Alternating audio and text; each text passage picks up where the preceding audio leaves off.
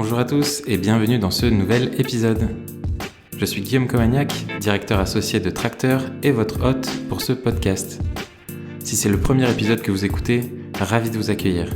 Chaque semaine, nous partons à la rencontre de l'écosystème startup avec des discussions en compagnie d'entrepreneurs et aussi avec des personnes pouvant être des partenaires de ces startups.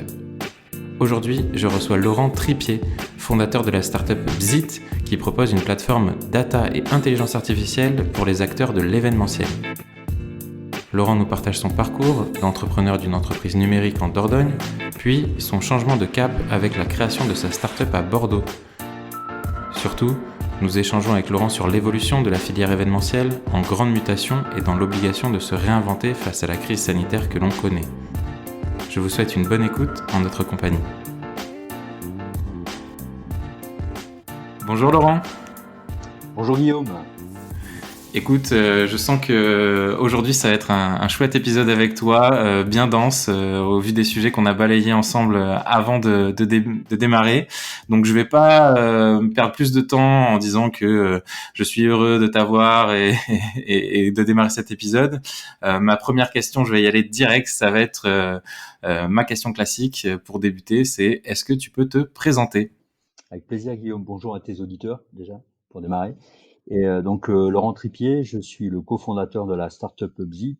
J'ai 51 ans et je suis originaire du Périgord et installé à Bordeaux depuis 5 ans pour développer la startup. Excellent. Oui, Périgord auquel on est tous les deux bien attachés et qui en plus a son importance dans l'histoire que tu vas nous raconter, à la fois de Bzit, mais pas que. Parce que avant de faire Bzit, tu as eu quelques expériences assez notables. On va en parler là. J'aimerais bien t'entendre justement là-dessus. Toi d'abord, tu as un parcours plutôt technique en termes de formation, c'est ça ? Oui, tout à fait. En fait, je suis ingénieur en informatique, automatique. Donc j'ai un parcours, je suis né en Périgord comme on l'a dit, mais ma maman m'a amené dans ses valises à Paris à l'âge de 5 ans et j'ai fait de 5 à 25, j'ai été parisien. Et donc, j'ai fait mes études dans une école d'ingénieur qui s'appelle ECE, l'École centrale électronique de Paris, donc un diplôme d'ingénieur. Et à la sortie, ça a été très vite parce que j'ai créé ma première entreprise à la sortie de l'école d'ingénieur. Et j'avais un petit challenge, c'était de revenir dans mon pays, et donc je l'ai créé à Sarlat, ma ville d'origine. Excellent. Qu'est-ce qui fait que tout de suite, après les études, tu as eu envie d'entreprendre? C'était en toi ou alors c'est aussi que tu as baigné peut-être dans une famille d'entrepreneurs ou pas du tout? C'était quoi le déclic? Alors, le déclic, il y en a eu deux, c'est que quand j'étais étudiant, j'étais président du bureau des élèves. Donc, j'ai été amené à gérer la création d'événements. C'était mes premiers événements, donc le fameux gala de l'école, avec des challenges un peu originaux pour l'époque, parce que je pense qu'on a fait un des premiers galas européens. On était en 94 et quand on a amené tous nos petits copains à Bruxelles. Bon, il y avait cette histoire d'organiser des choses, de par l'expérience président du bureau des élèves. Et puis, j'ai eu la chance dans mon mémoire de fin d'études de travailler avec deux professeurs qui avaient mis au point des travaux très technique sur l'optimisation des systèmes complexes. Et dans le cadre de mon mémoire, j'avais fait le tour de France de tous les fabricants de systèmes motorisés. Et je défendais en fait leurs travaux pour créer un laboratoire de test des travaux de recherche. Et donc je me suis rendu compte en faisant le tour de France de toutes ces grandes PME et ETI industrielles que j'avais une certaine facilité, en tout cas à obtenir des rendez-vous d'une part, à défendre des projets d'autre part, et à obtenir des financements pour l'école. Donc de là est parti sur une discussion avec les deux chercheurs sur le fait de créer une première entreprise pour vendre un banc de test pour mettre en pratique les travaux des chercheurs. Voilà, ça s'est fait comme ça en fait, par l'expérience acquise pendant mon mémoire de fin d'études. Excellent. Et là, t'as quel âge sur cette première société? 25 ans, quelque chose comme ça? Oui, c'est ça, je dois avoir oui, 25 ans, ouais, tout à fait, 25 ans. Et donc, tu t'associes avec ces chercheurs-là en Périgord et ça dure combien de temps cette aventure? Alors, cette aventure, elle a été assez compliquée parce que, en fait, j'ai dû partir à l'armée. C'était à l'époque où l'armée était encore obligatoire. Malgré pas mal de démarches, j'ai fait comme tout le monde, j'ai rejoint le rang des soldats. Et donc, du coup, il a fallu adapter l'entreprise au fait que j'ai pas été là pendant quelques mois.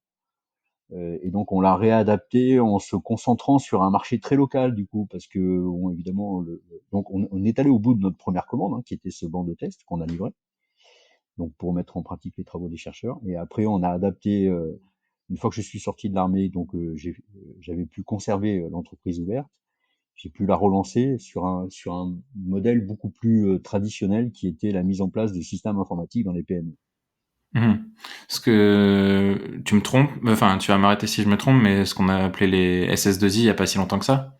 C'est ça, on était une SS2I, exactement. On avait 3 métiers, on a fini, en fait, au fur et à mesure des années, et donc SS2I, Société de services informatiques, hein, pour ceux qui connaissent pas l'acronyme. Oui, tu fais bien de le dire.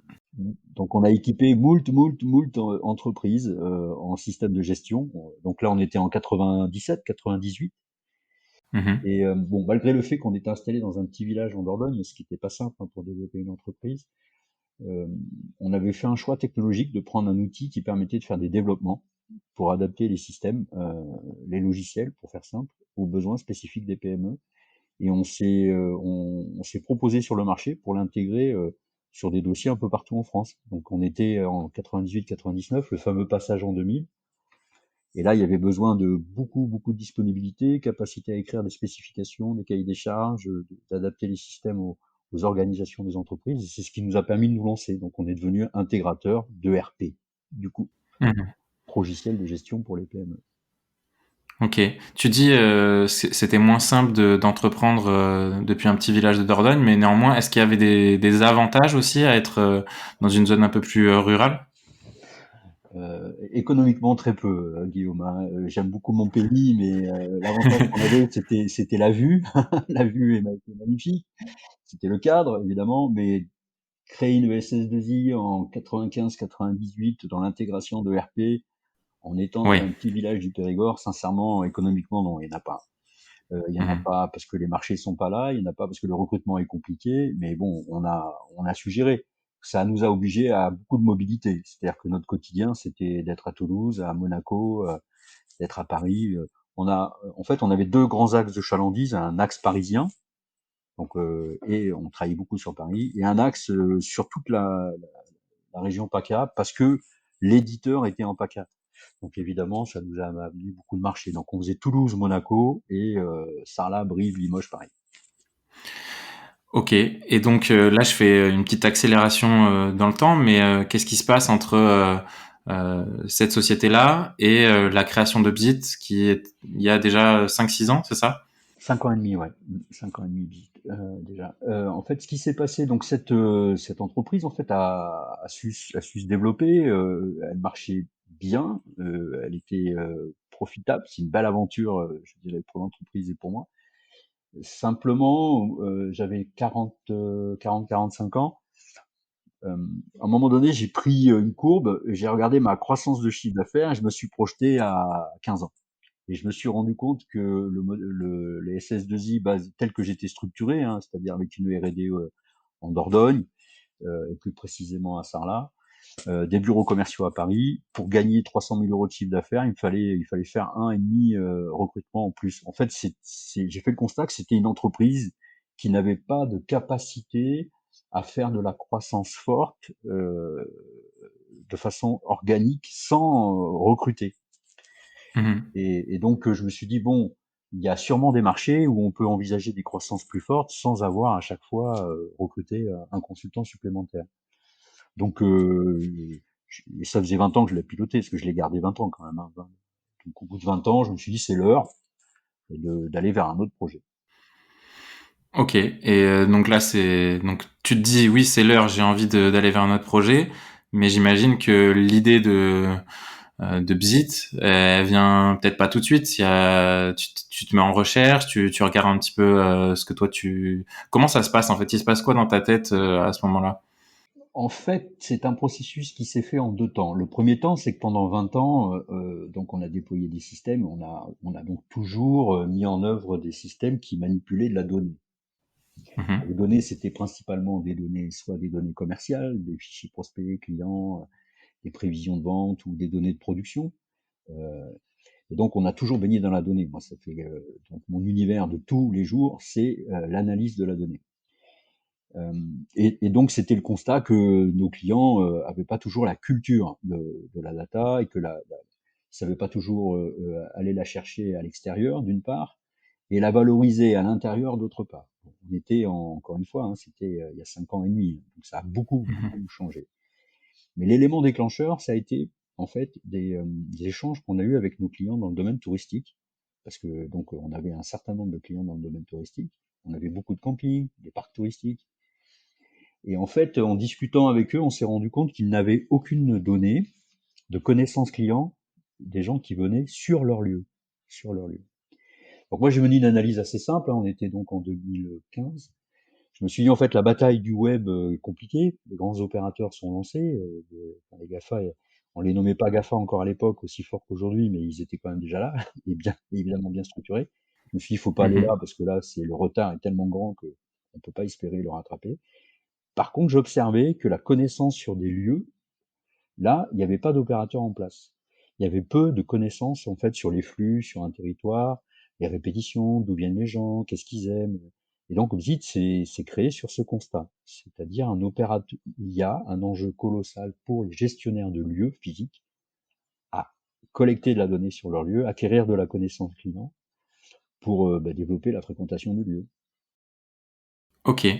Donc là, de ce constat-là, comment ça se passe concrètement au démarrage? Tu en parles à d'autres gens, tu commences à travailler comment sur le sujet? Là, en fait, parce qu'à l'origine, on est deux à lancer ça, hein. Il y a Bertrand Cathy qui est avec moi aussi, qui était déjà collaborateur dans mon ancienne structure. Ok. Et donc, le temps que je vende la structure précédente, on crée cette nouvelle structure avec comme premier projet de déployer des systèmes qui permettent de collecter de la donnée sur des lieux touristiques. Donc, on se Mhm. concentre sur le tourisme et là, on découvre à l'époque qu'il y a un collecteur de data extrêmement efficace qui est le Wi-Fi. Ok. Donc, les lieux à forte fréquentation touristique et surtout les points où les gens attendent, les gens cherchent du Wi-Fi et s'ils trouvent du Wi-Fi, ils se connectent. Et si donc on met en place un dispositif intelligent pour offrir ce service Wi-Fi, on peut collecter de la donnée. En plus, on est à une époque où les box Wi-Fi deviennent un peu plus intelligentes que simplement délivrer de l'accès. Il y a dedans des fonctionnalités qui permettent de détecter, de compter la présence autour de la box. Donc notre premier service, c'est on met en œuvre un système Wi-Fi qui permet de collecter de la donnée de fréquentation. Donc on offre un service, les gens s'identifient et on peut dialoguer avec eux. Vous venez d'où? Qu'est-ce que vous aimez? Et donc on acquiert de la connaissance client, ce qui était à l'origine de Bit. Et puis on met en œuvre ces algorithmes de calcul de fréquentation qui nous permettent de détecter quand est-ce qu'il y a du monde, qu'il n'y a pas de monde, est-ce qu'ils reviennent, est-ce que c'est toujours les mêmes, etc. Tu dis on met en œuvre les algorithmes, etc. Mais ça, c'est tout de suite, vous avez cette réflexion-là, ou alors d'abord vous faites entre guillemets ce POC, ce prototype avec un premier client. Il me semble dans le parcours que toujours pour rester en Dordogne, il y a un démarrage avec l'aéroport de Bergerac, c'est ça? C'est eux vos premiers testeurs entre guillemets de la solution? Oui, oui, oui, c'est en effet l'aéroport. C'est à l'aéroport de Bergerac que l'on a mis en œuvre la première solution full service qui intégrait donc le fait de délivrer le Wi-Fi, d'une part, le fait de compter la fréquentation, d'autre part, et les boucles d'automation avec le CRM. Parce que l'intégré du package, c'était une box qui délivre un service, qui compte la fréquentation, ces données sont mises en place dans un CRM, et là, après, on met en place des campagnes pour acquérir plus de connaissances et valoriser l'offre du territoire. Donc le premier POC grandeur nature, c'était parce que c'était déployé dans tout l'aéroport, c'est Bergerac. Ok. Et donc là, à l'issue de ce premier POC, vous vous dites ça, maintenant faut le répliquer et le dupliquer sur plein d'autres lieux, c'est ça? C'est ça. Ça a été quoi les apprentissages aussi à ce moment-là? Il y a des choses qui marchent dans un prototype et il y a peut-être aussi des choses qu'on voit à améliorer. Oui, alors ce qui a été pour nous important, ça a été le constat de dire bon, ça y est, on a un système qui crée de la valeur. Par contre, pour que l'entreprise se développe, il faut recruter des data scientists et puis il faut aller au devant de dossiers, au devant du marché. Et c'est là décide de quitter Sarlat et d'aller vers Bordeaux. Mhm.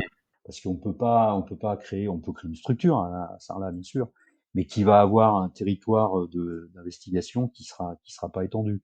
Donc, on décide de se déplacer et bon, suite à plusieurs discussions, il y a eu plusieurs scénarios. Il n'était pas écrit que de Sarlat on ira à Bordeaux, on en a étudié plusieurs. Et le choix s'est porté sur Bordeaux, et notamment au sein de la pépinière Bordeaux Techno-Est.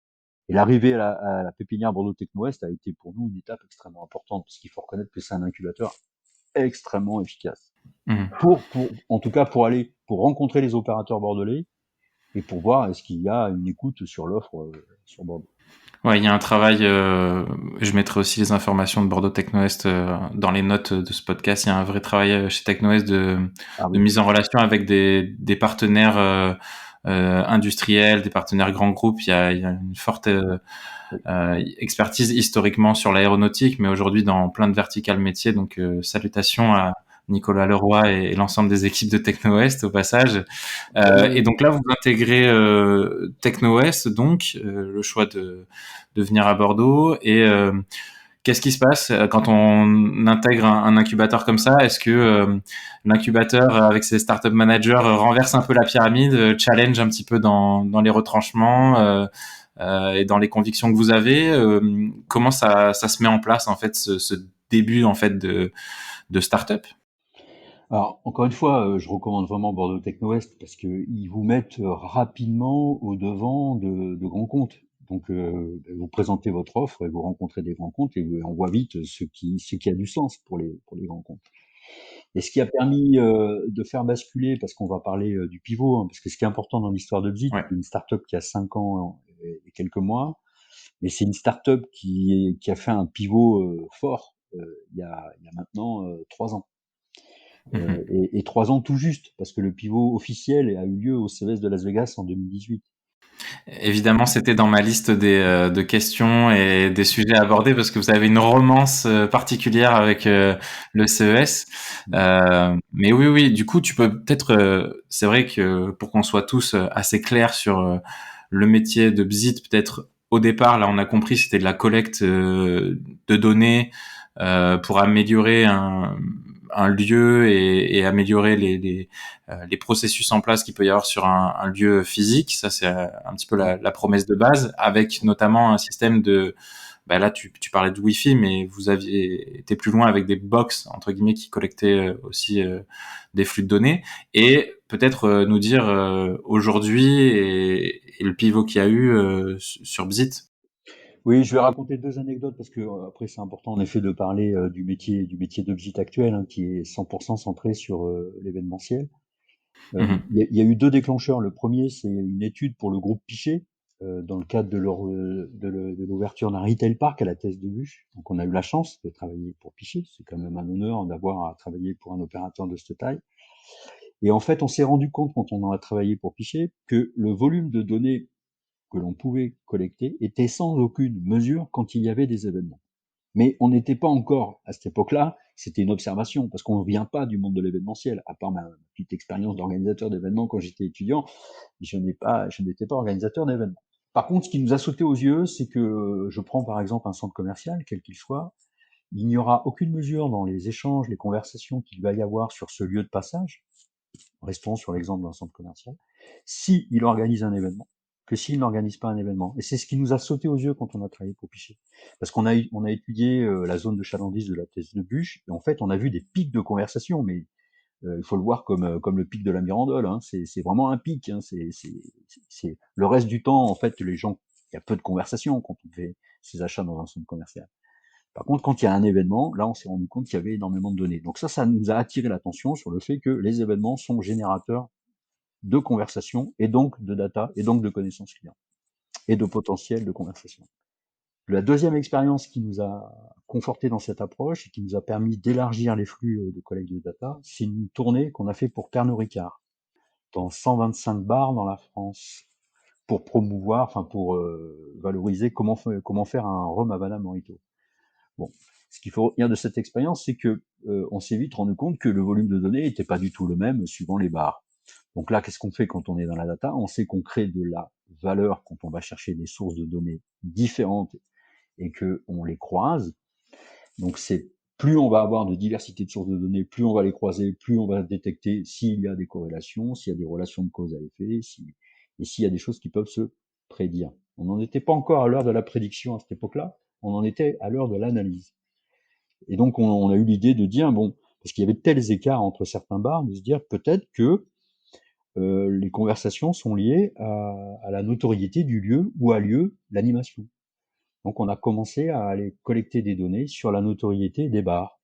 Et là, l'analyse était flagrante. Évidemment, un bar qui était fortement digitalisé, qui avait beaucoup d'activités digitales, a collecté beaucoup plus de data qu'un bar qui l'était moins. Que ça soit un bar ou aujourd'hui un événement donc la notoriété des marques. Une marque a une empreinte digitale qui peut être très faible, moyenne, très forte. En tout cas, donc on mesure la notoriété des marques, des événements et des territoires, pour faire simple, et des marchés.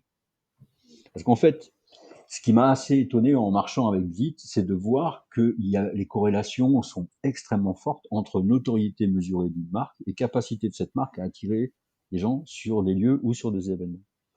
Ce qu'on peut comprendre en discutant. Si je suis très connu, j'ai nécessairement une notoriété digitale. Mmh. Nous, on n'observe jamais des marques très connues qui n'ont pas de notoriété digitale. Ça n'existe plus, ça, aujourd'hui. En tout cas, on les a pas. Nous, à chaque fois qu'on écoute des marques qui sont très connues, elles ont une notoriété digitale. Et t'imagines bien qu'avec le Covid, ça s'est renforcé encore plus. Parce que l'impact Mmh. du Covid fait que les flux de conversation sur le digital sont encore plus forts qu'avant le Covid. Et dans tous les secteurs, parce qu'on intervient aussi bien dans l'agriculture que dans la culture, que dans l'industrie. On a travaillé pour des gens comme Thales, comme Dassault, Engie, Dalkia, EDF, etc. Donc le secteur B2B est un secteur où il y a énormément de conversations. N'oublions pas qu'il y a 4 millions d'abonnés LinkedIn en France. Oui. Ouais, et ça ne fait que croître d'ailleurs. Et oui. Et donc aujourd'hui, toutes les marques B2B, en tout cas celles qui veulent de la visibilité, sont présentes sur le digital. Par contre, elles sont dans des conversations B2B. Donc ça, je comprends bien là ce que tu me dis sur, sur le travail que vous avez fait avec Pichet et Pernod Ricard. Donc ça, c'est un peu la V1, on va dire, avant Pivot, donc. Mm. Le pivot, c'est Et donc janvier 2018 au CES. voilà, ben venons-en ici justement. Pivot, janvier 2018 au CES. Votre première participation au Oui, CES, vous oui, partez avec la délégation de la région Nouvelle-Aquitaine.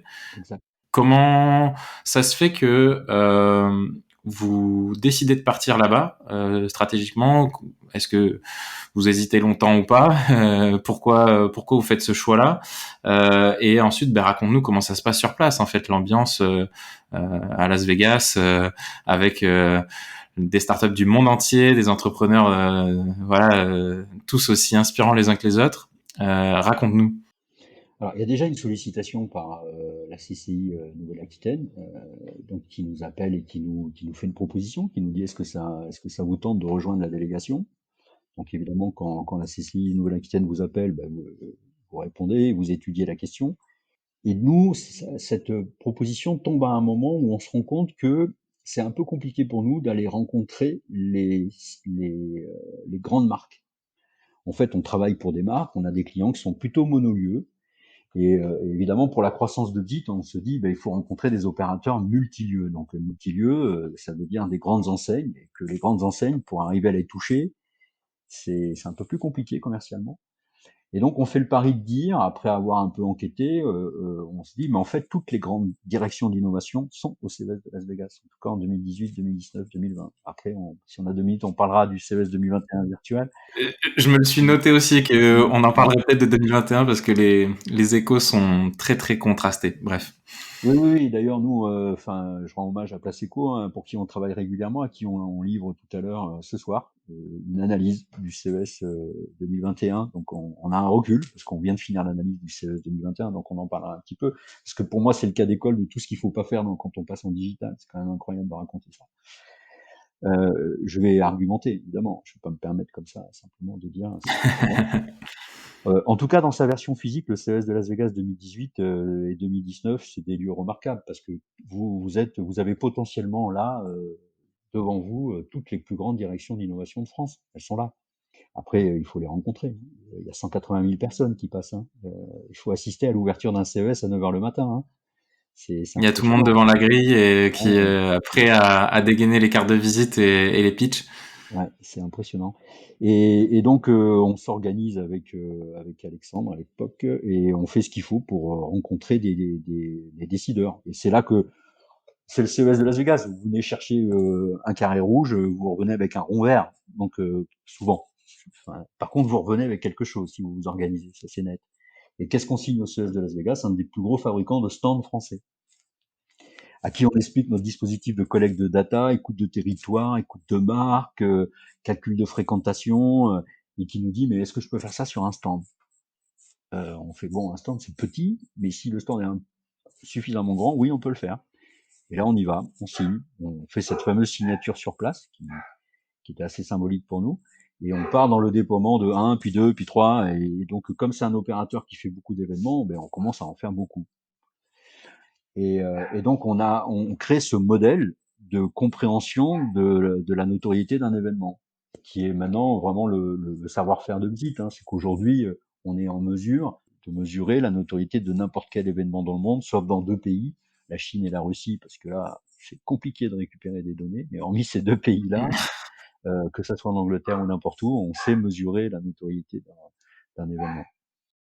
Donc là, il y a un nouveau modèle d'affaires enfin une nouvelle offre d'Obsit, c'est-à-dire que je peux être une marque, dire je vais participer à tel salon, je vais avoir un stand sur tel salon, j'aimerais que vous fassiez une analyse, un suivi de la performance de mon événement. Oui, c'est ça. C'est ça. Alors, je vais accélérer un peu le pas parce que il y a encore plein de choses à dire un peu Ouais. derrière. Donc, on a beaucoup travaillé pour les exposants, d'abord en 2018, puis après petit à petit pour des organisateurs d'événements. Parce que évidemment, les besoins d'un exposant, c'est pas les besoins d'un organisateur, qui sont pas non plus les besoins d'un prestataire événementiel.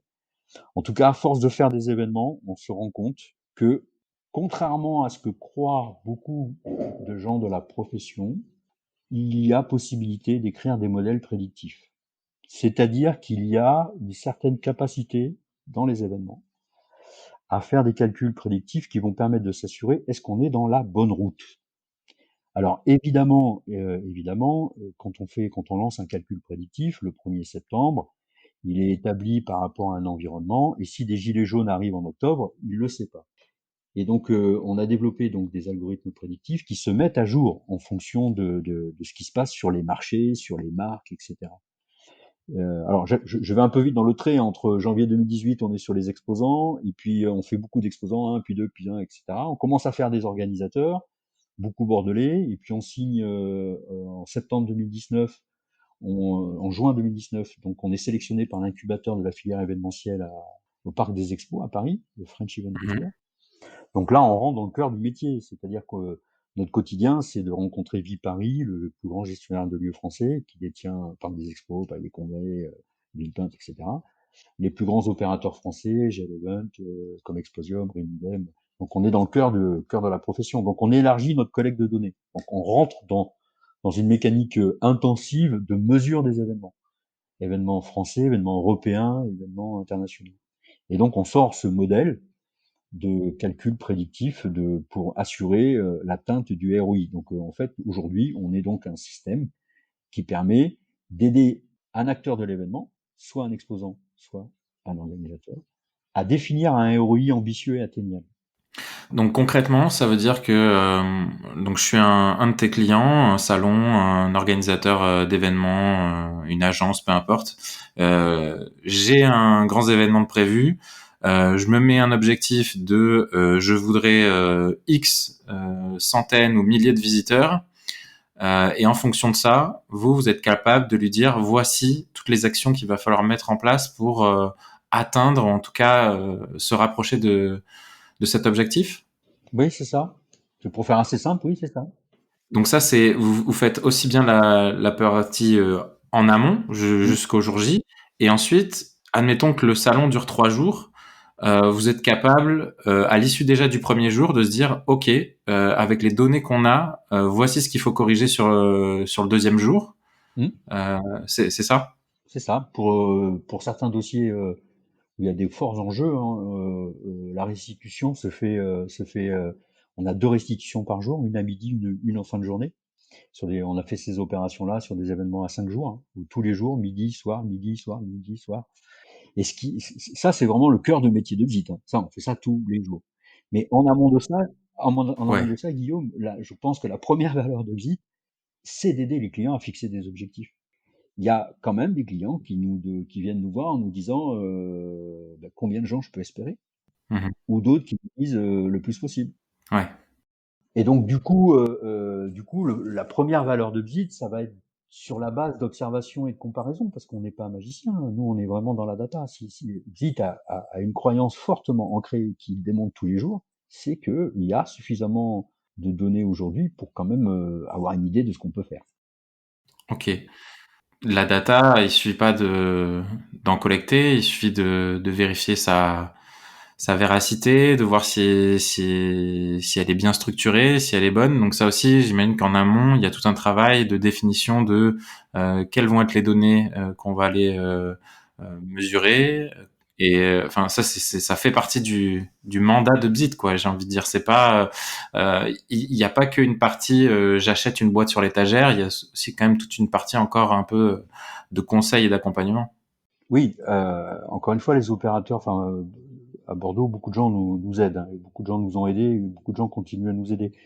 La région nous a beaucoup aidés à mettre en œuvre, par un soutien en R&D, hein, euh, à mettre en œuvre un observatoire des événements. C'est-à-dire qu'aujourd'hui, le client qui nous appelle, évidemment, on parle de son dossier à lui, mais pour que notre plateforme soit en mesure de faire des calculs prédictifs, tous les jours, Zik collecte des événements, qualifie des événements, enrichit la compréhension des événements pour que quand un client vienne nous voir, assez rapidement, on puisse déterminer est-ce qu'on a suffisamment de data pour pouvoir faire un calcul prédictif. La clé, c'est la data. Moi, je suis toujours assez impressionné, bon, j'ai 51 ans, je l'ai dit, hein, quand je reçois des jeunes data scientists, euh, ils viennent tous pour faire des algorithmes d'IA, et là-dessus, ils sont assez matures. Ils ont des bonnes connaissances. Par contre, on leur dit, mais attends, avant de tourner les algos, il faut quand même que tu aies de la data propre. Eh oui. Et le problème de la filière événementielle, c'est qu'il y a peu de data. Moi, je raconte souvent cette petite histoire, Guillaume.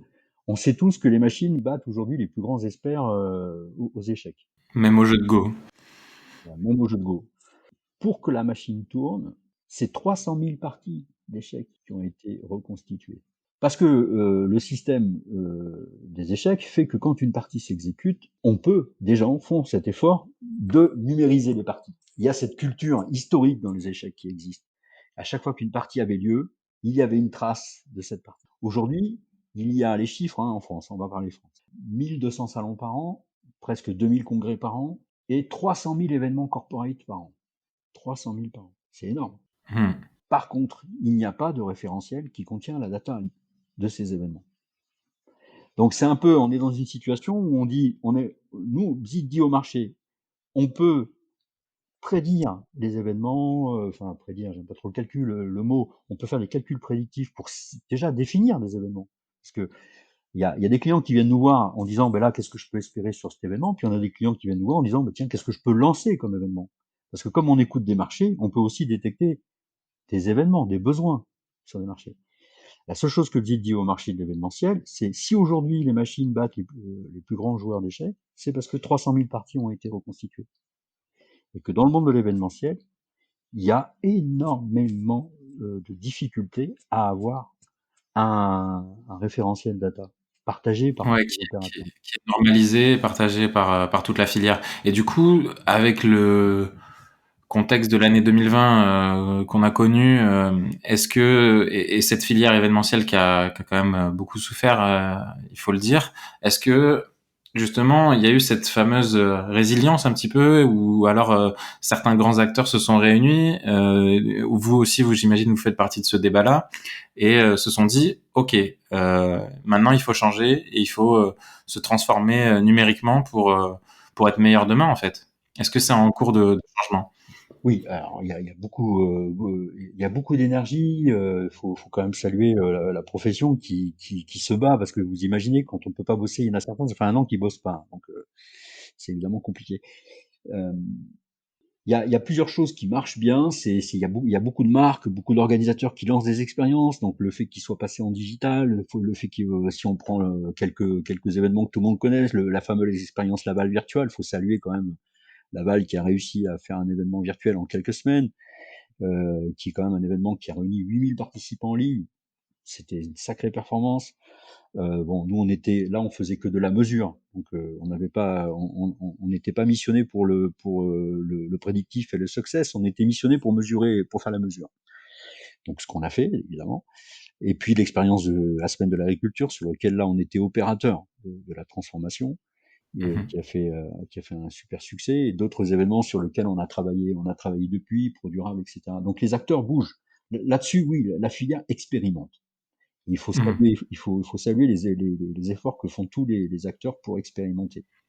Et vous, votre gros credo là-dedans, c'est la notion d'hybride, d'événement hybride. Est-ce que tu peux nous expliquer un petit peu ce qu'il y a derrière ce mot de concept d'événement hybride? Tout à fait, c'est important ça. Un événement hybride, donc c'est un événement qui porte en lui deux types d'expériences. Il porte des expériences physiques et des expériences en ligne. Et l'avantage d'appréhender les événements sous forme hybride, c'est que on a mis au point ce qu'on appelle un curseur d'hybridation, qui fait que suivant les contraintes que je vais avoir pour réaliser mon événement, mon curseur, je vais le déplacer. Si je suis très contraint par des règles sanitaires, je vais déplacer mon curseur à 100% digital, et moins je vais être contraint, plus je vais rajouter de dimensions digitales, de dimensions physiques, pardon, à l'événement. Donc, vous voyez un curseur horizontal qui se déplace de la gauche vers la droite. La gauche, c'est le physique, la droite, c'est le digital, et au milieu, c'est du mix physique-digital. Et donc, si on revient sur un exemple très concret là du CS 2021, tu dis que t'as fait toute une étude, enfin, vous avez fait toute une étude Mm. avec Bzit. Oui. Eux, il y avait énormément de contraintes, donc ils ont choisi une solution 100% digitale. Mm. Et pourtant, des avis qui remontent, il y a eu apparemment assez peu d'affluence et de trafic sur la plateforme qu'ils ont déployée. Mm. Et donc, in fine, quand même moins de business et d'opportunités d'affaires générées. Oui, alors, nous, ce qu'on a appris, ce qu'on a appris grâce à la profession, parce qu'on est un opérateur data et IA, mais évidemment, comme on a la chance de travailler avec des gros acteurs, ben évidemment, on apprend beaucoup à leur contact et on a beaucoup appris. On a développé un configurateur événementiel. En fait, on écoute régulièrement des événements. Pendant que je te parle, il y en a 2000 qui sont observés. Et en fait, on apprend à la plateforme. On est sur une mécanique de machine learning, hein, d'apprentissage. On prend un événement, on va chercher les résultats de ces événements. Et ça devient là, le Covid a amené une nouvelle complexité. C'est qu'avant un événement, on était très centré sur la fréquentation physique. Maintenant, on va être centré sur les vues. Cet événement, il est vu par combien de personnes, etc. Donc nous, on fait ce travail de recherche et de qualification, et une fois qu'il est fini, on apprend à la plateforme, voilà ce que l'organisateur a fait pour atteindre telle performance, ce qu'on appelle les bonnes pratiques. Il y en a 500 aujourd'hui. Tu peux nous en partager une ou deux? Oui, oui, alors il y en a une qui est assez centrale, c'est la scénarisation des partenaires. On ne peut pas faire un grand événement tout seul. Les grands Mhm. événements, il y a toujours des partenaires. Bon, on les appelle partenaires, on les appelle sponsors, il y a multiples appellations parce qu'il y a multiples façons de contracter avec les partenaires. Les partenaires, au-delà de leur contribution, qui peut être financière, amènent surtout aussi leur communauté. Et là, où il y a d'énormes progrès à faire, c'est comment un organisateur va réussir à convaincre les partenaires à participer à la construction de l'événement et à la promotion de l'événement. Il y a une vraie culture en France de partenariat. Prenons n'importe quel événement bordelais, on va retrouver très régulièrement la région Nouvelle-Aquitaine, Bordeaux Métropole, les grandes marques de Bordeaux. Elles sont présentes, elles apportent leur soutien. Mais pour réussir dans les événements hybrides, il faut être présent digitalement. Et là, l'implication des opérateurs dans la promotion de l'événement, on en est pour certains au début, vraiment au Mhm. début. Parce que c'est souvent des services différents. C'est-à-dire qu'entre la négociation qui se fait, euh, un partenaire décide de soutenir un événement, il y a une négociation qui se fait avec l'organisateur, puis après il dit à son service com, ben voilà, on décide de soutenir tel événement. Mais digitalement parlant, aujourd'hui, l'enjeu, c'est les conversations. Un événement, c'est un endroit où on parle. Si on va sur Mhm. un événement, c'est ce qu'on appelle le média des cinq sens. C'est ça sa particularité. On entend, on sent, on touche, on voit, on goûte sur un événement. Et quand on passe dans le digital, il faut pas oublier que si on fait pas attention, on va perdre beaucoup de sens. Et du coup, Mhm. on sera plus efficace. Et c'est ce qui s'est passé au CES 2021. Le CES 2021, pour moi, c'est vraiment l'archétype de ce qu'il faut pas faire quand on passe dans le digital, hein. Vraiment l'archétype. Et tu fais référence au fait qu'il y a des avis mitigés. C'est sûr que nous, ce qu'on a mesuré, c'est que c'est un événement qui n'a pas réussi sa transformation digitale. Si on compare Laval Virtual, qui est beaucoup plus petit que le CES, Laval Virtual, lui, a généré de la nouveauté, de la surprise, de l'intérêt, des rencontres, des conversations. Or, le CES de Las Vegas, tout est en décroissance. Évidemment, le visitorat, on fait pas, c'est très rare qu'on fasse autant de visiteurs en ligne que de visiteurs physiques, mais décroissance en communication, en engagement, en conversation, et surtout montée de sentiments négatifs. C'est la première fois que nous, on a un curseur de sentiments négatifs. Les événements sont des objets qui génèrent peu de sentiments négatifs, normalement. Ce qui est certainement renforcé en plus avec le fait que ce soit le CES qui est un peu la mecque de l'innovation et voilà, donc on s'attendait certainement à beaucoup plus de leur part, mais enfin on va pas faire un procès d'intention Non, non, à tout le non. CES, mais c'est intéressant en tout cas de voir que même des très gros acteurs, voilà, des très grands salons sont aussi face à ces problématiques de transformer et de se réinventer sur voilà des nouveaux modèles en tout cas dans des contextes comme celui-ci. Ce qui est amusant sur le CES, pour finir, c'est que nous, dans notre mesure, circoncis aux acteurs de la Gironde, hein, c'est que dans l'événement, ça a été le concours de pitch organisé par French Tech, CCI Nouvelle-Aquitaine. C'est le moment qui a fait le plus partager les gens. C'est amusant quand même de voir, je félicite la French Tech, CCI Nouvelle-Aquitaine, tous ces opérateurs qui ont réussi, malgré le fait que l'organisateur, lui, est passé dans le digital sans proposer d'alternative. C'est ça qui me permet d'être aussi critique, c'est qu'on passe pas comme ça dans le digital. C'est complexe, hein, je reconnais de passer dans le digital, mais beaucoup y réussissent, hein, donc c'est bien possible. Et on voit bien que c'est nous, ce qui nous amusait de voir, c'est que c'est ce concours de pitch qui a généré le plus de conversations. C'est quand même étonnant.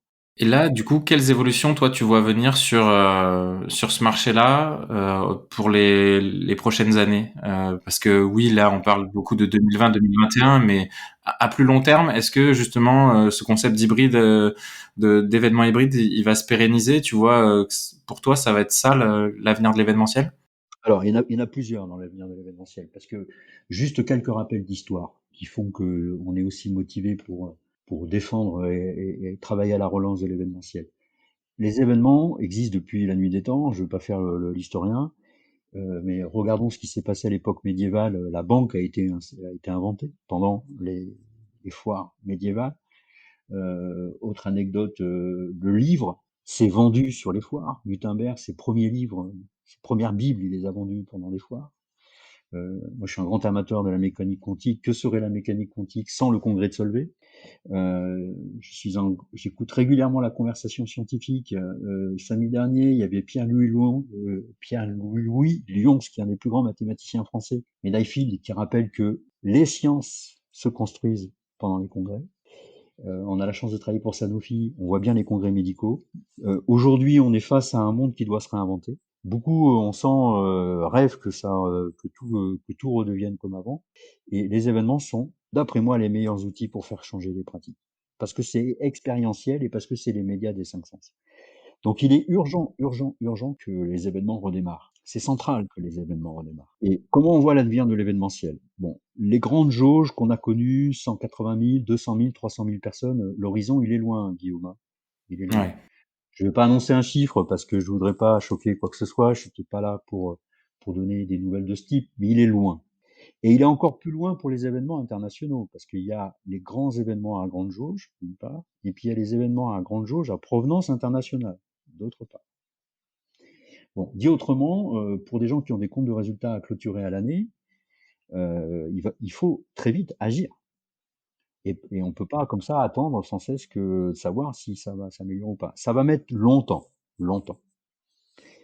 Bon, une fois qu'on a dit ça, qu'est-ce qu'on voit dans la profession? Parce qu'on a la chance d'être adhérent auprès du syndicat de l'UNIMEF, qui est le syndicat de la profession, qui fait tout pour provoquer le plus de rencontres, de réflexions, de débats, mais revient en force le territoire.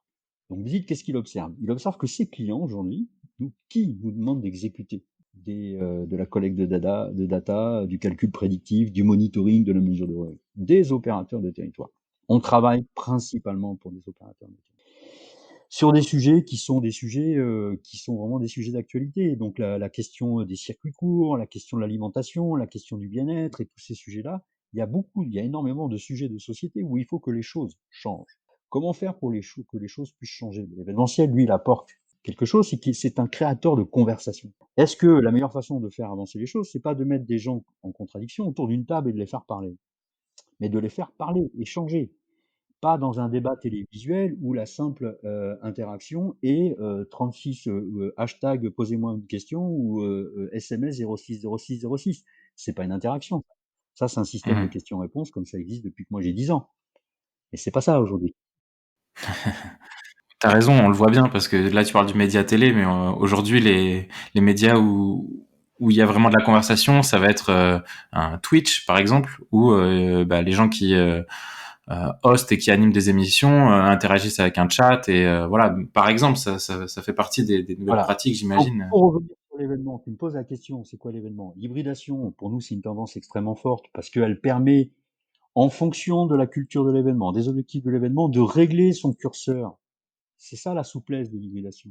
On ne dit pas tout digital, on ne dit pas tout physique. Il fallait inventer un mot qui fasse comprendre aux acteurs de l'événementiel, aussi bien organisateurs, exposants, marques, sponsors, agences, qu'il y a toujours une solution d'exécution avec ce curseur. Je ferai tout digital si je peux pas faire autrement, un peu de physique, voilà. Le deuxième point, c'est la territorialisation. C'est extrêmement important. La troisième, c'est les conversations. Et sur ce point, le fait que tout se ramène à quelque chose de plus euh,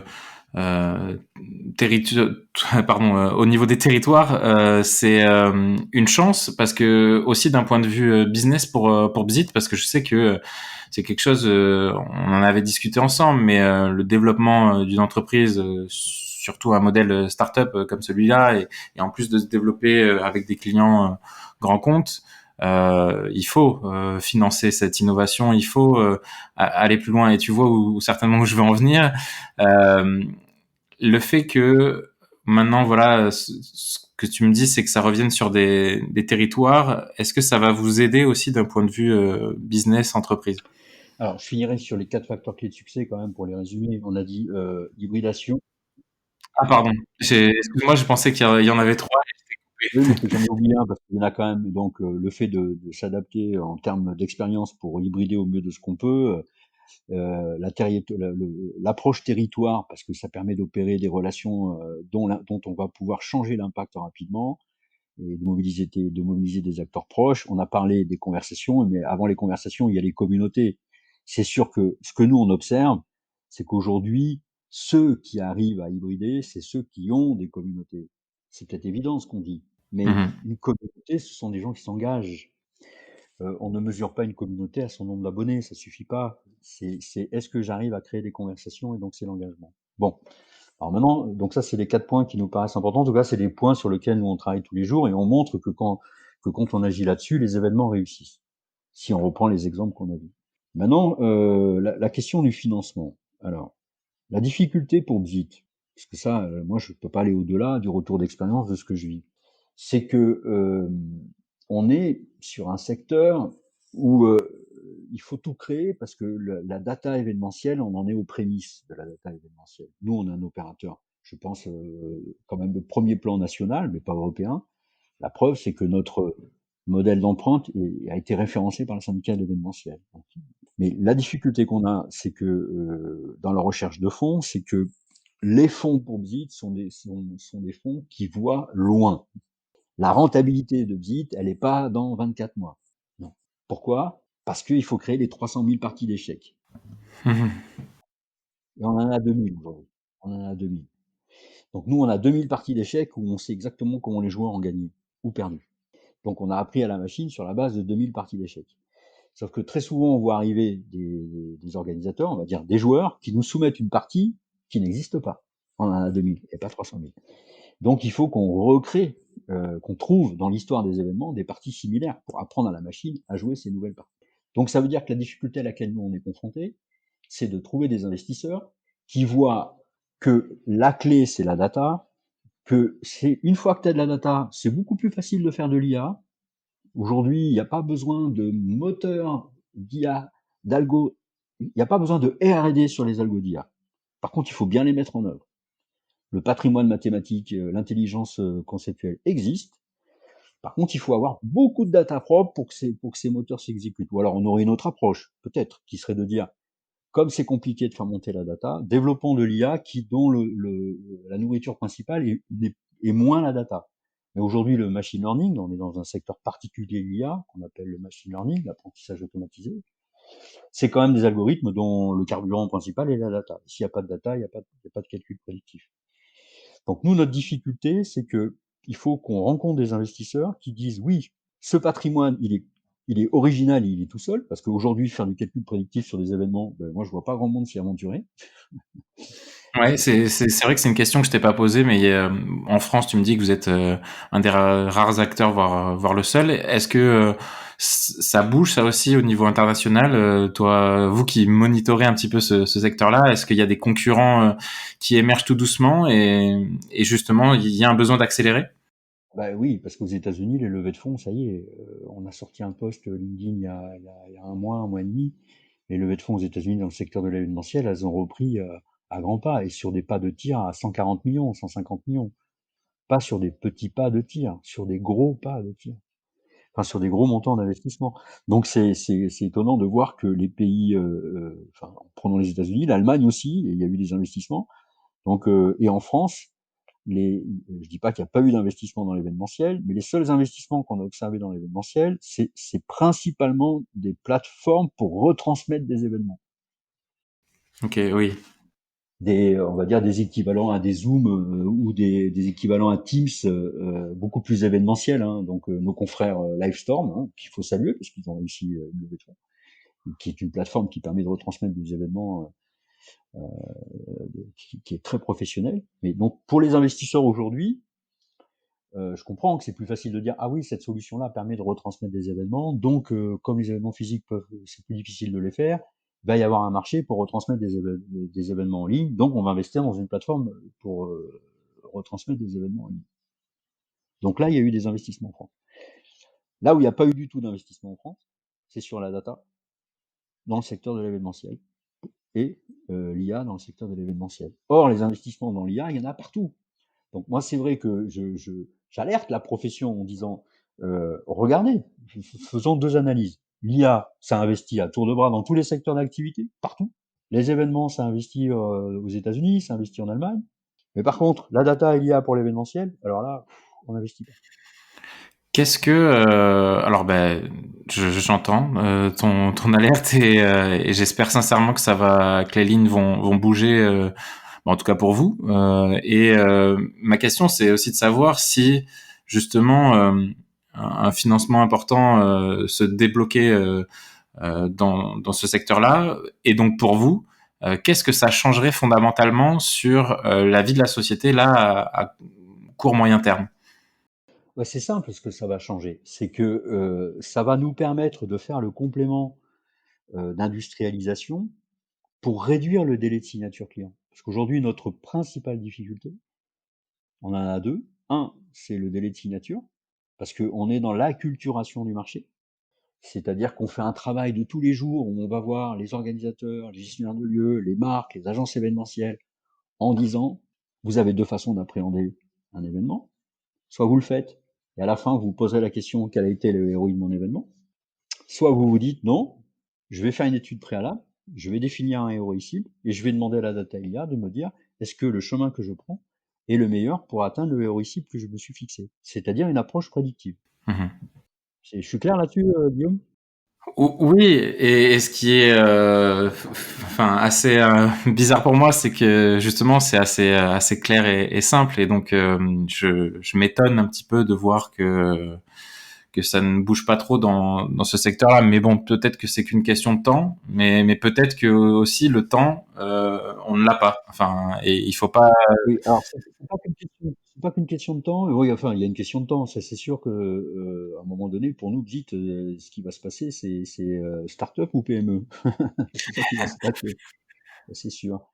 Ou rapprochement, ou plein de sujets. Ce qui est certain, c'est qu'il y a une patrimoine, il y a une plateforme qui fonctionne, il y a des algos qui sont là, il y a de la data, et il y a de l'exécution qui sait qu'on sait sécuriser la construction d'un événement. Après, il y a nous, la levée de fonds, ça fait quoi? Ça permet de renforcer notre petite académie, Oui, bah, parce que justement, moi je voulais clôturer un petit peu notre échange autour de la Bzit Academy. ah, Je t'invite vivement à nous présenter ce que c'est. donc Bzitt Academy, donc je vous invite à aller voir bzitacademy.com, hein, évidemment.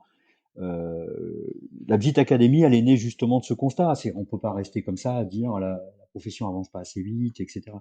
Donc, on a développé une académie Bzitt, qui est une académie d'hybridation, où on apprend en fait à hybrider rapidement ces événements. Donc, on se forme. Il y a 5 niveaux de formation. Il y a la découverte, hein. D'abord, c'est quoi un événement hybride? Parce que tu m'as posé la question à juste titre, Guillaume, hein. Tu m'as dit, c'est quoi un événement hybride? Ben, il faut déjà répondre à cette question. Qu'est-ce qu'un événement hybride? Comment on mesure le ROI d'un événement? Donc, la notion d'empreinte. Et puis après, comment on écrit les spécifications d'un événement pour qu'il soit compréhensible par un système data IA. Voilà. Parce qu'après, si on veut que les algos s'exécutent, il faut évidemment que la façon dont on va décrire l'événement soit compréhensible par une machine. Donc ça, c'est le niveau 1. Puis niveau 2, comment je développe des communautés, comment j'optimise une programmation. Niveau 3, ben là, on passe dans le cœur du sujet. J'exécute mon événement, je le monitore. Et niveau 4 et 5, on apprend à écrire ses propres algos. Donc pour nous, la Bzitt Academy, donc c'est la contribution de Bzitt à acculturer les acteurs de l'événementiel dans l'utilisation de la data et l'IA pour concevoir des événements. Parce que ce qui est assez nouveau, c'est que maintenant, on a des gens qui viennent dans la Bzitt Academy pour concevoir leurs événements. Donc là, ils viennent en amont, j'aimerais faire tel type d'événement, comment je fais. Et aussi pour nos clients historiques, pour qu'ils aillent plus vite dans l'utilisation des recommandations faites par la plateforme. Donc la levée de fonds, nous, ça fait quoi? Ça veut dire qu'on industrialise encore plus la Bzitt Academy, et on réduit le délai de signature. Parce qu'aujourd'hui, on signe, mais parfois c'est long. Parfois c'est Hmm. très très long. Parce qu'il y a une pédagogie de la mesure à faire. On doit expliquer. Une marque, si, ça se mesure. Un événement, si, ça se mesure. Un algo, ça se construit. Par contre, attention, pour que les données soient propres, veillez à faire tout ça, à relier ça avec ça. Parce que souvent, les systèmes ne sont pas liés. Et donc, il y a des trous dans la raquette. Donc, il y a des données qui arrivent qui sont pas suffisamment propres pour que les algorithmes s'exécutent. Donc, la levée de fonds, ça change tout ça, Guillaume. Et ça permet tout simplement pour quelqu'un d'aller sur bit.com, je veux faire tel événement, tel événement, tel événement. Combien de visiteurs je peux espérer?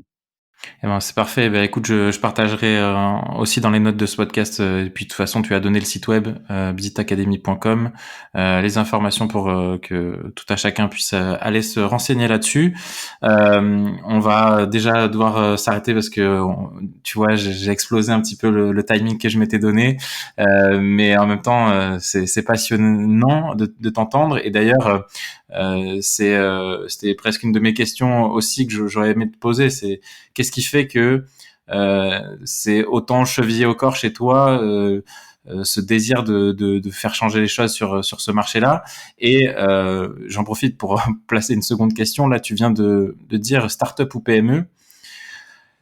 Qu'est-ce que toi qui as vécu les deux, au final, tu nous as partagé d'abord dans ta première vie professionnelle cette expérience de société de SS2I et aujourd'hui startup. Qu'est-ce que tu vois comme différence entre les deux modèles? Et ça serait, je pense, assez intéressant de comprendre que le rôle que toi tu portes en tant qu'entrepreneur, il est peut-être pas le même. Enfin, ou peut-être qu'il est le même, tu vas me dire. Et puis après, on clôturera là-dessus. Ouais, donc je vais répondre start-up ou PME, et après je reviendrai sur pourquoi je vis au corps. Start-up ou PME, il y a de façon assez simple, hein, pour répondre à ta question, c'est la question de la courbe de croissance. Une start-up, c'est une structure qui doit, à un moment donné, avoir une courbe de croissance rapide. Le démarrage peut être un peu long, parfois pour certains il est très long, Mais à un moment donné, ça, on sait pas 5 points par an de croissance de chiffre d'affaires. Donc, il doit y avoir une accélération rapide, ce que notre président Alain Rousset appelle le scale-up à juste titre. Donc c'est ça la startup et c'est ça que Bzit n'a pas aujourd'hui. Aujourd'hui, je comprends bien que les investisseurs disent oui, mais la courbe de croissance rapide, elle est pas là. Oui, vous avez raison, messieurs, la courbe de croissance, elle est pas là. Et c'est pour ça que, parce que, on vient d'expliquer pourquoi, parce que c'est un secteur qui n'a pas fait sa numérisation, parce que c'est un secteur qui est au démarrage de sa transformation digitale, parce qu'il y a le Covid-19 et puisque c'est un secteur qui doit vivre des évolutions dans sa gouvernance. Donc nous, on verra ce que l'avenir va donner. C'est soit donc un investisseur voit la différenciation, l'unicité de ce qu'on fait, et je dirais pour moi l'aspect très très en avance de ce qu'on porte sur le fait que on peut réussir des événements et on peut sécuriser l'objectif des événements. Les événements, c'est des sommes colossales, hein, certaines fois, Guillaume, tu le sais, hein, on parle de 5 millions, 10 millions, c'est des sommes importantes. Et donc, on peut ne plus y aller en espérant et en disant au mieux de, ben, tiens, on va faire un événement, puis on espère qu'on aura le plus de monde possible. Donc, on peut être beaucoup plus rationnel dans son approche. Donc, startup ou PME, startup, c'est un ratio d'investissement très important, supérieur à la rentabilité pendant un certain temps, pour arriver à une courbe de croissance. Mmh. PME, là, c'est compte de résultat de façon beaucoup plus rationnelle. C'est il faut que j'arrive à un résultat tout de suite parce que et donc c'est on baisse son niveau d'investissement au niveau de sa rentabilité. On n'investit pas plus que ce qu'on gagne. Est-ce que je suis clair là-dessus? Tu es très clair. C'est très intéressant que tu donnes cette définition parce qu'on l'avait pas fait encore jusqu'à présent dans le podcast. J'avais parfois demandé la définition d'une startup à certains des invités, définition qui est à chaque fois différente parce que le mot est aujourd'hui tombé dans le sens commun et puis chacun se l'approprie. Mais c'est très bien que tu nous aies fait ce comparatif un peu plus comptable, j'ai envie de dire presque. Donc merci pour ça. Et puis oui, je reviens sur ma première question. Pourquoi tu te lèves le matin avec toujours cette énergie et ces convictions que moi je te connais et que les gens qui te connaissent là-dessus? Tout simplement, merci de ce retour. Tout simplement parce que moi je suis, enfin comme beaucoup, hein, le monde qui est devant nous ne peut plus être le monde d'hier. Bon, ok, Laurent, d'accord. Oui. Bon, c'est bien, tu dis pas c'était mieux avant, moi. C'est Non, oui, non, non, je ne dis pas en effet qu'il était mieux avant, je dis simplement que le monde de demain ne peut plus être celui d'hier. Et comme dans l'histoire des civilisations, je veux dire aussi, à un moment donné, il faut relativiser la hauteur de ce qu'on est, de la durée de nos vies. Je veux dire, des ruptures, il y en a eu dans l'histoire de l'humanité beaucoup, et il y en aura d'autres. Sauf que là, maintenant, on est au pied du mur, quand même, hein. C'est-à-dire qu'il y a eu un choc sanitaire qui nous a permis de voir qu'on était dans une société qui avait reçu des alertes et qui n'avait pas pu, pour plusieurs raisons, mettre en œuvre les changements à la vitesse de ce qu'il aurait fallu faire. J'observe que beaucoup aimeraient que ça s'arrête pour refaire comme avant. On aimerait bien refaire le salon de l'agriculture avec autant de gens, enfin, de Paris, hein, parce que celui de Nouvelle-Aquitaine, lui, je le félicite, donc, franchement, pour tout ce qu'il fait. Et je note que beaucoup disent, bon, on va attendre que ça passe, et puis on redémarrera quand... Non, non, non, non, non, non, on peut pas. Qu'est-ce qui peut permettre concrètement d'agir sur notre façon d'être, sur notre façon d'échanger, sur notre façon de faire évoluer les choses? Le fait d'échanger, de débattre, d'expérimenter, d'essayer, de partager. Quel est le meilleur outil pour que les gens se parlent? Les événements. Aujourd'hui, les événements sont des moteurs de transformation. C'est une filière. Ce que je trouve dommage, c'est que c'est une filière qu'on dit, ah, elle est sinistrée, il faut l'aider, la pauvre, à la survie. Ça, c'est OK, c'est bien de le faire. Bravo, monsieur le maire, d'aider la filière. Bravo, l'UNIMEF de se battre. Je félicite tous ces gens qui engagent ça. Mais moi, j'ai envie de dire, mais vous avez besoin de nous. Vous voulez qu'on consomme local? Vous allez faire passer les messages comment? Vous allez faire vivre des expériences de consommation locale comment? Vous voulez qu'on débatte et qu'on agisse sur la laïcité? Vous allez faire passer les messages comment? Vous allez comment créer des expériences en faisant des émissions sur un plateau télé avec des experts? Où le public ne peut pas s'exprimer? Où le public ne peut pas interagir? Non. Vous voulez transformer la place des seniors? Vous voulez agir sur les violences faites aux femmes? peu Vous importe voulez... les sujets. Voilà, c'est un outil de transformation essentiel parce que c'est le seul média des cinq sens, Guillaume. Mhm. Ouais, bah ça, oui, tu l'avais déjà dit. Et puis moi, j'adore ça aussi, participer à des événements. Donc je suis un peu frustré aussi durant cette période d'en faire moins. C'est pour ça aussi que j'ai lancé les podcasts. Ça me permet de échanger, débattre. Alors peut-être pas avec autant de gens, mais au moins là aujourd'hui, on a pu un petit peu échanger, débattre. Je te remercie pour toutes ces explications. Est-ce que tu as un mot de la fin, quelque chose que tu as envie de mettre en lumière ou finir sur une touche, voilà.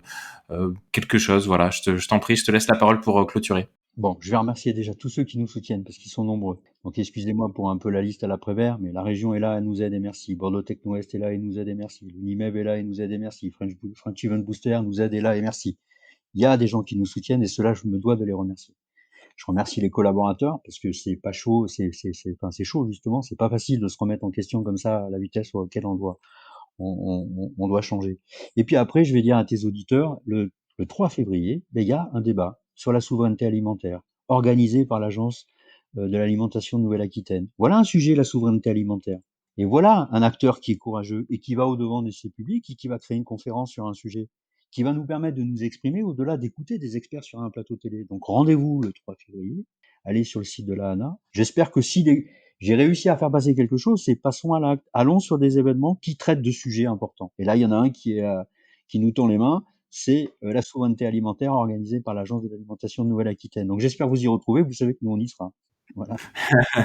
Eh ben, écoute, tu me mets une énorme pression parce qu'on s'était dit que j'essaierais de partager forcément cet enregistrement le plus vite possible. Mais là, en annonçant la date, tu me mets presque l'obligation de devoir le sortir avant. Donc, ce sera le 3 février. Je vais essayer de faire en sorte de le sortir juste avant.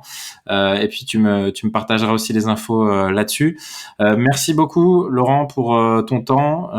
C'était vraiment très intéressant et je sens que il y a énormément de changements à venir et j'espère sincèrement que Bzit sera un acteur majeur de tous ces changements sur la filière événementielle. En tout cas, j'en doute pas au vu de l'énergie que tu y mets. Merci beaucoup Laurent. Merci à toi Guillaume. Merci beaucoup pour votre écoute. J'espère que vous avez passé un bon moment. Avant de partir, je vous invite, si vous le souhaitez, à partager ce podcast. Par exemple, sur LinkedIn. Cela pourrait être intéressant pour une personne de votre réseau et ça m'encourage à enregistrer toujours plus d'épisodes. Laurent a remercié ses partenaires durant cet épisode, alors je m'en vais remercier le mien. La société Tracteur, une équipe tech spécialisée dans la création et le développement d'applications web et mobiles pour les entrepreneurs. D'ailleurs, vous souhaitez que je parle de vous dans ce podcast ? Eh bien c'est simple, écrivez-moi à l'adresse guillaume@openstartup.fr ou bien contactez-moi sur LinkedIn. Je vous dis à très bientôt dans un nouvel épisode. Portez-vous bien.